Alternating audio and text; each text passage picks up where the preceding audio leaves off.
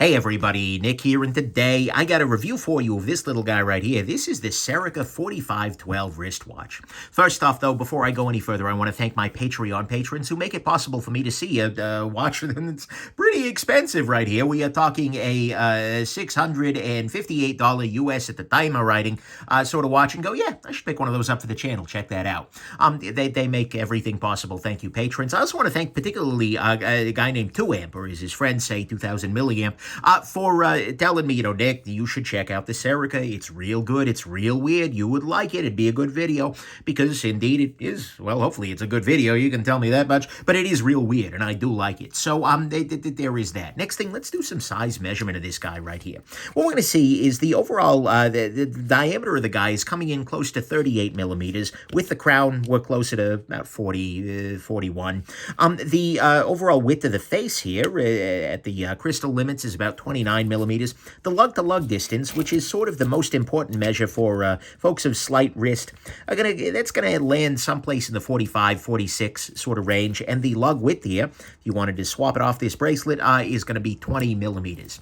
So there is that. Next thing, there were a couple of variants of this guy. This is the 4512, which is a different watch. They also have a dive watch, which looks kind of cool. But the 4512, this is the WMB. That's B as in bracelet on a watch, not WMD as in, yeah, a whole different thing here. But this is a version that has the Arabic numerals, and it has a lume pip at every single one of the hour markers, as opposed to another version which has the just the pips of lume at 12, 6, 9, and 3, and a third version, the California version, which uses Roman numerals, because apparently here in California we use Roman numerals, which, okay, sure. But nonetheless, it's an interesting thing. This is the WMB version, and then this is on their bonk lip bracelet, and this is the standard length version because my wrists are relatively small at 6.25 inches. Finally, what the heck is Serica? Well, Serica is a company that they're making the watches. They're Swiss-made, whatever that's worth. And Serica is actually a company that has a store in Paris, believe it or not. So they are a European company, and indeed this guy shipped to me from Europe via DHL from their website. And interesting company. I'm very curious about this, and seeing this, I'm very curious about their other stuff. So let's go ahead and jump into the good, the great, the bad, and the ugly of this very interesting watch. So the good side, to start with, the size here is really great, right? I really do like this kind of size, and I think it's in a nice intermediate range because, for some people, something getting down to like 36 can feel a little bit small, but in practice, this doesn't feel all that much different than it, right? And this has the ability to wear relatively small, even if it also can feel a little bit larger, right? This is, of course, the Tudor Black Base 36, another fieldy sort of watch, but this is a really nice size, I feel like. It's a very, very nice watch in that way. Next thing, this has drilled lugs. A little detail here, but this is a little hole where you can stick a spring bar tool right into there and pop out the, spring bar. This makes it super easy to swap bracelets on this guy. If you are a habitual bracelet swapper, this little hole here, well, these little holes on all four sides are absolutely wonderful, truly a beautiful thing. Next thing, this is a no-date watch, and this is generally not something I put in the good, but on a hand wind movement, it is nice to have one less thing to reset, because you're probably going to be doing that a lot. We'll talk about that later on. Next thing, actually, speaking of the movement, this is a Soprod STP111M movement. This is a manual wind only mechanical watch. That means that the only way to put power into this guy is to unscrew the crown here and then get it into the first position and then just, well, turn and turn and turn and turn and turn. It cannot be overwhelmed. There is a clutch in there, so you don't have to worry about breaking it, but, you just have to turn until you feel like you're hitting that clutch. It feels a little different, sounds a little different, but at the very least, there is that. It is also a movement with hacking seconds, so if I pull the crown all the way out here, you see the second hand stops, allowing you to set it precisely. There is no date, as I just mentioned, and the accuracy on this guy is okay. It's running between +2 and +10 seconds per day, depending on the position. The least accurate position on this guy is actually just face up like this, running to +10 seconds per day. It's a little bit better to run fast than slow because that's very easy to fix, right? You just pull the crown out for a moment until you're there. But nonetheless, and it has a 45-hour power reserve, which is not a whole lot, but it is enough, right? But again, I want to be very clear about this, and we'll talk about this over and over again. This is a manual wind watch. Unlike a lot of automatic watches, which have a little rotor in the back that is is spinning around, like for instance this Omega here, where that little rotor as it spins is winding the watch. This guy does not have that. The only way to put power into it is every 48 hours to unscrew the crown and wind it back up again. So there you go. Next thing, this is a 200-meter water-resistant watch for some reason. It says it right here on the back there, 200 meters. That is, that's a lot, right? That means you don't have to think about water at all, right? Not only can you dive in the pool, but you can dive into the ocean with this guy without a whole lot of concern. And it does have a screw-down crown. We'll be talking about that later on, trust and believe. But still, that's nice. It is good to have at least a fair amount of water resistance. They could probably do with less here, actually. Next thing, this is a sapphire crystal, and it is, in fact, kind of a boxed sapphire crystal. You see it kind of sticks up a little bit above the face of the watch. That makes it a little bit more vulnerable to damage, but at the same time, offers a very vintage aesthetic that I think a lot of people are going to like. Next thing, this does have a very nice bezel to it. It is very polished. If I kind of clean this up a little bit, you can see here that this is just beautifully a polished bezel here. You can see the reflection of the world around you, and considering the rest of the watch is relatively brushed, that little bit of bezel polish really does set it off. You can also see that the crown here is polished, and in fact is unbranded. There's no branding at all on the crown here. It's just smooth polishation. So there is that. Next thing, the face on this guy is great. I'm going to zoom in a little bit and show you that in detail here. But the face on this guy has, you can see that the hands here are brushed. So what I mean by that is they definitely do pick up some of the light, but they are a brushed finish rather than a high polish sort of finish. And they are a flat hand, by the way, not anything bent. But the hand set looks very nice. And the second hand, by the way, is not loomed. But you also get hour markers as well as the 24-hour markers, as well as loomed pips for every single one of these hours there. And the face on it is really legible, right? Both overnight and otherwise. And the reason it's so legible overnight is because of the loom, which I'm going to charge off camera with a very powerful flashlight here. And what we're going to see is Bazam. That is some quality loom right there. This is very, very good loom. Is it like light the room up loom? Not necessarily, but it's more than adequate for an entire night of sleep. This is absolutely great loom. And you can also tell which one is 12 o'clock because that's the only one that has the two dots to either side of it, which makes it easy to orient at night. You don't mix up the hour and the minute because they are entirely separate. This is just really, really well loomed. And it's just great. So I gotta say, the face on this watch is great, and these hands, kind of a broad arrow hour, it's just good, right? This is a really attractive face on this watch. Very minimalist. The only branding is just down there at the bottom, Serica. I like the face of this a great deal. Actually, I like the style of it overall. It's sort of an interesting medium, right? It's a field watch, I would argue, but then the hour hands give it a little bit of something extra. It doesn't feel so military, but it also feels a little bit that way. It feels a little bit, the bracelet is very much a throwback, old school sort of thing, but at the same time, it's just kind of a cool watch, right? It's very neat. It's hip. It's got a little bit of Speedmaster with the little dots to either side there, but as well as the manual mind. But nonetheless, it's a cool watch. I gotta say, the style of this is great, and I think it goes with a lot of different outfits, etc. As a fashion blogger can certify. And then finally, I gotta say, this is a pretty lightweight watch, right? One of the big benefits of this bracelet that we're going to talk about here shortly is the weightless, well, not weightlessness of it. It's not made of solid helium or anything. I'm sorry, helium has weight. Physics majors, don't at me. But, and now I've completely reset my freaking scale here. Come on. Let's try it again. And now the battery is low. Great. This is quality right there. Okay, here we go. We are coming in here at 2.85 ounces as opposed to, for instance, another watch that is fully adjusted to my wrist with a little bit of a vintagey, fieldy aesthetic. The Omega Seamaster 300 here is coming in at 4.97 ounces. That is a massive difference in weight, attributable partly to the bracelet, partly to the size. It's a very lightweight watch. So to me, all of that is the good, is that it is very light. It's got a great style, solid loom, a great face, polished bezel is nice, sapphire crystal, 200 meters worth of water resistance, a reasonable movement, although we'll talk about that in a bit here. It's got drilled lugs, and it's just a great size. To me, though, the absolute greatest part of this, though, is this bracelet. Now, I know what you're thinking, like, Nick, that looks really dumb. That looks really chintzy and cheap, and how will it ever work? In practice, though, this turns out to be a really compelling bracelet. And this is not spring-based. First, I want to make that clear. When you first look at it, it looks like one of those old Dan bracelets that is like elastics inside steel that pinch your arm hair and whatnot. This is a bracelet that is sort of like a Milanese loop-style bracelet, but it is entirely magnetic. So what I'm going to do here is I'm going to put the watch on my wrist. Then what I'm going to do is I'm going to grab this little bit right here. And I'm going to feed this through. And I'm going to try and do all this under the camera, but it's not going to go so well.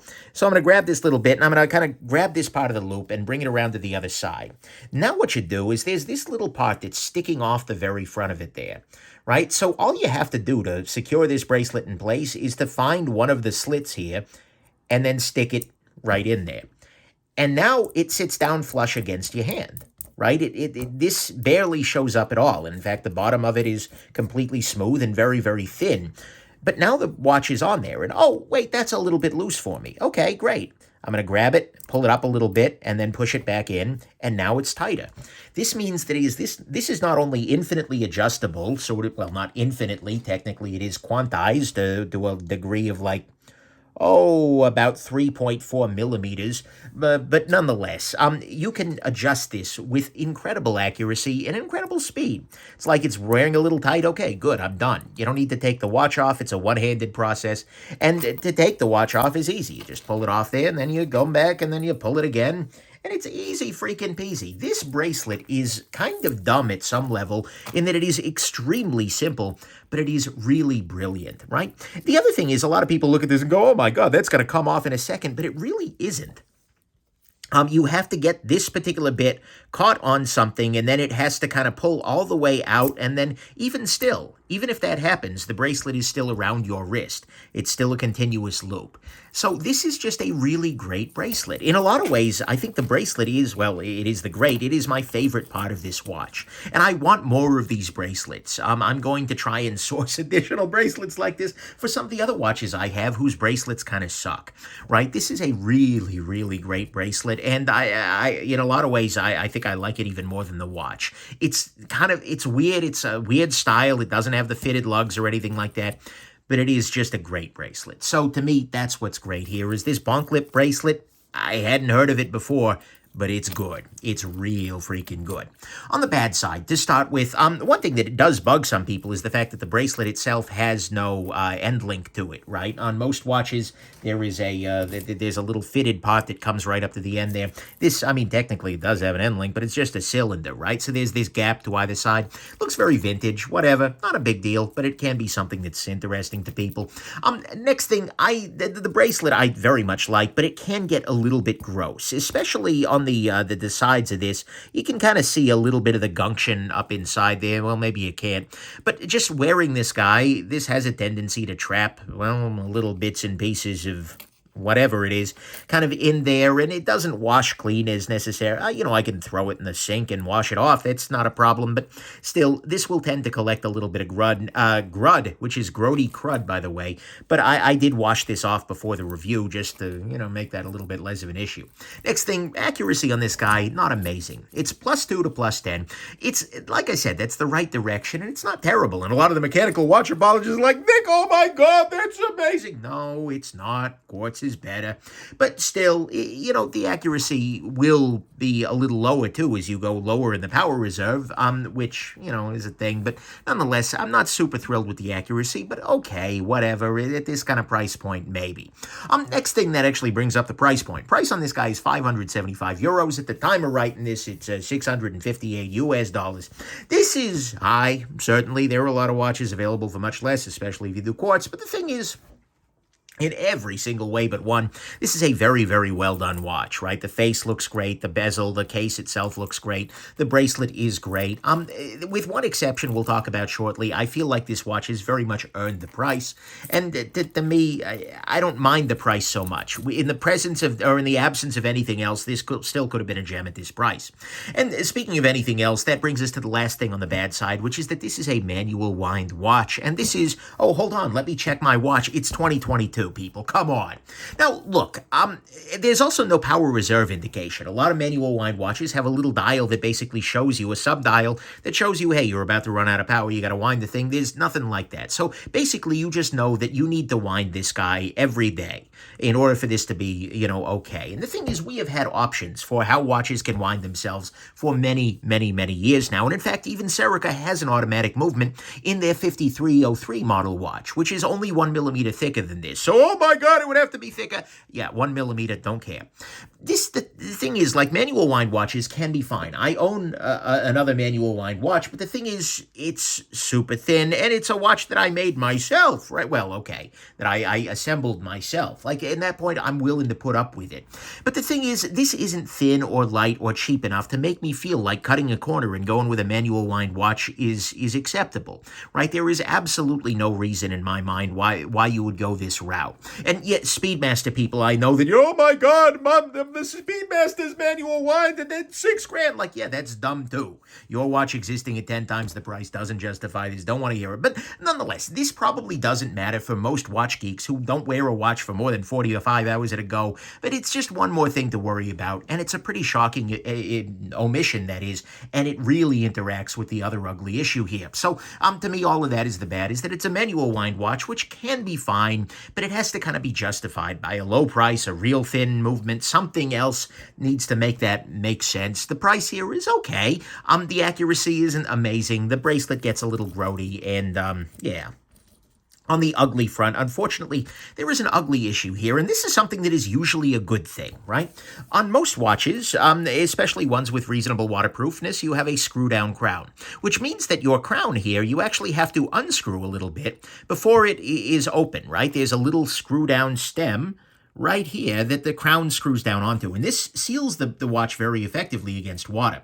And that's a great idea generally, except when you have to wind the watch every damn day.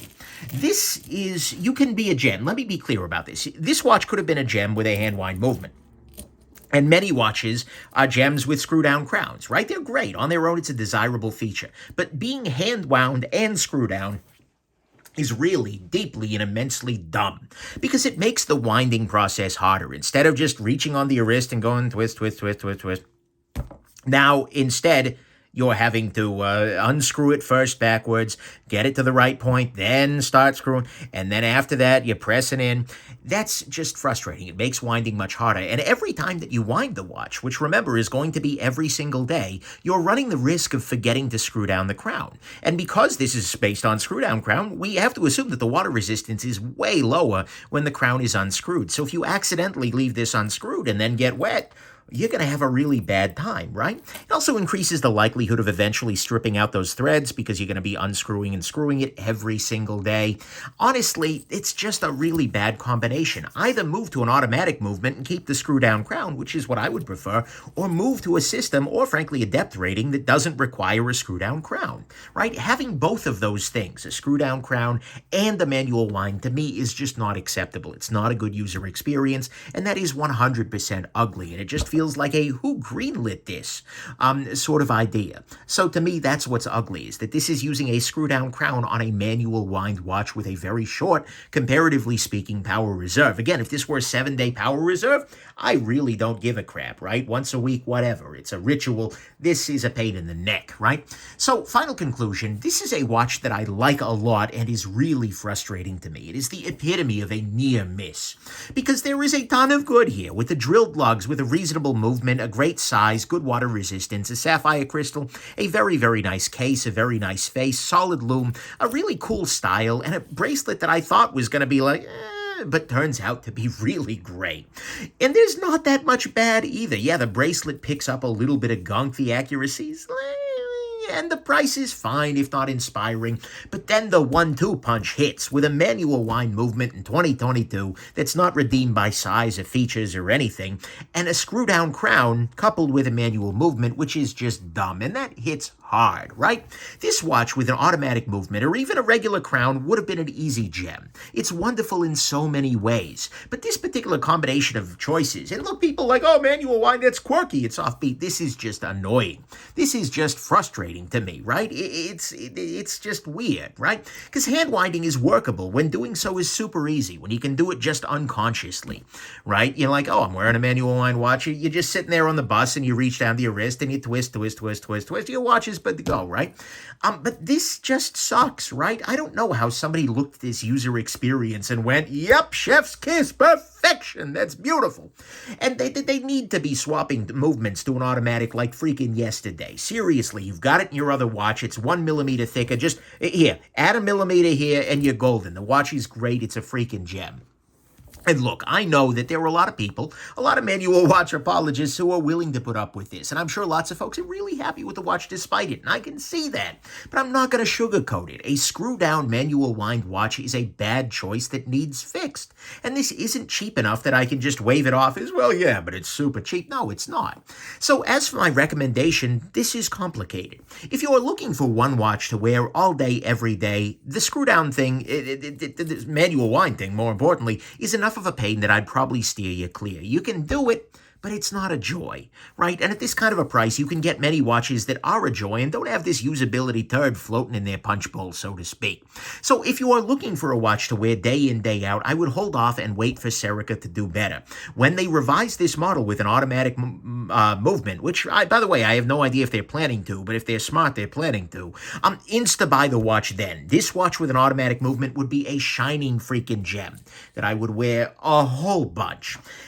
So for daily use, that's enough of a pain that I'd probably skip it. But if you are a person like myself who has a watch box, and by the way, this is a personality flaw, not anything else. But if you are a person who takes a watch out of the box, you wear it for 24 hours, 48 hours, then you switch over to the next one because variety is the spice of life, then honestly, this isn't as much of a problem, right? In practice, you're not going to see this limitation at all. You'll undo the crown once when you take the watch out of the box. You'll wind it up all the way to full. You'll set the time, you'll screw the crown down, and you'll move on.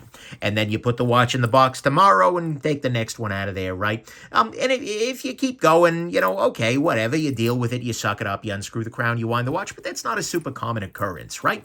That kind of describes me to a T. I am a person who regularly switches watches during the course of a given week, or frankly, sometimes during the course of a day. And so that's how this watch might still stick around for me, even despite that annoyance. But the thing is, like I said, I am just deeply, deeply conflicted here. This is a great watch, and it's a watch with a great design, with a great bracelet, and it's been a pleasure to wear. I really genuinely do enjoy this piece and think it is a great piece. And it is a gem as such in every single way but one, but that one issue is a royal pain and just does need to be fixed. So ultimately, I would say once they address that, you should buy this watch 1000%. Or, frankly, if you don't give a damn, if you're listening to me and like, Nick, come on, you're being a diva, you just unscrew it, you wind it, you screw it, then okay, whatever, screw it, have fun, right? That's not a problem. But look, if they address the issue, go automatic here, or if you don't care, then honestly, I think this could be a very serious contender for your next watch purchase. Okay, anyways, there you go. I hope you went bonk lips for this review instead of bonkers, because it's a bonk lip bracelet. No? Okay. Anyways, hope this has been interesting to you, and have yourselves just an absolutely wonderful rest of your day. Serica, so close. Please make the tweak, and we're golden. You will, oh man, please, please, please, Serica, please. Hope this has been interesting. Have a good one. Bye now.